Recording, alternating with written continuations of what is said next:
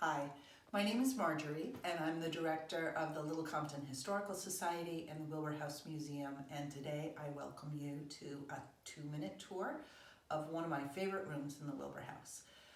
We are standing in the oldest surviving part of the house. We call this the Great Room.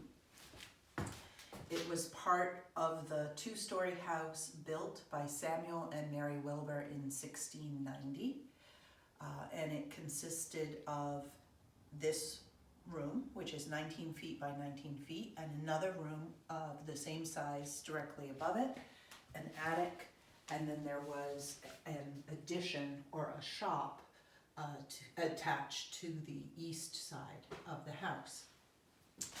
The house was in a style called a Rhode Island stone ender.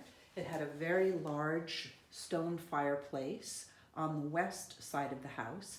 And the fireplace you see today is a 1950s reproduction of that original 17th century stone fireplace.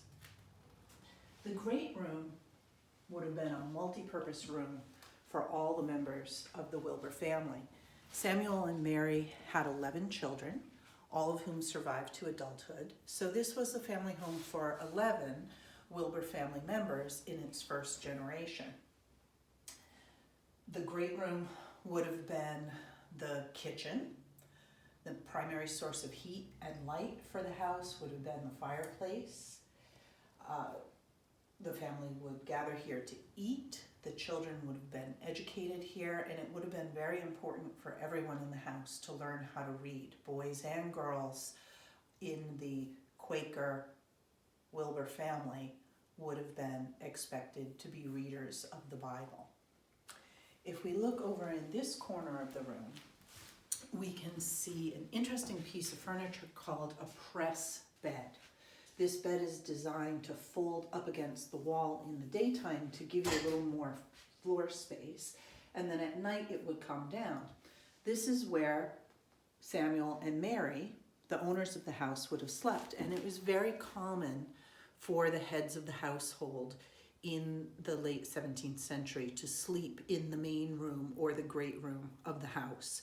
And not all the beds folded up. Sometimes it was just an ordinary bed right in the middle of the family's room.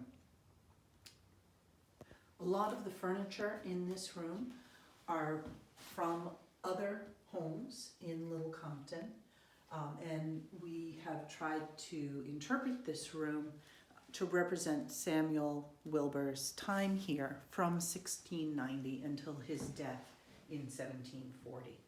This would have been a busy, chaotic place when the Wilburs lived here. If you can imagine 11 people socializing, learning, working, eating, cooking, cleaning up, all in this one room. It was a very busy place.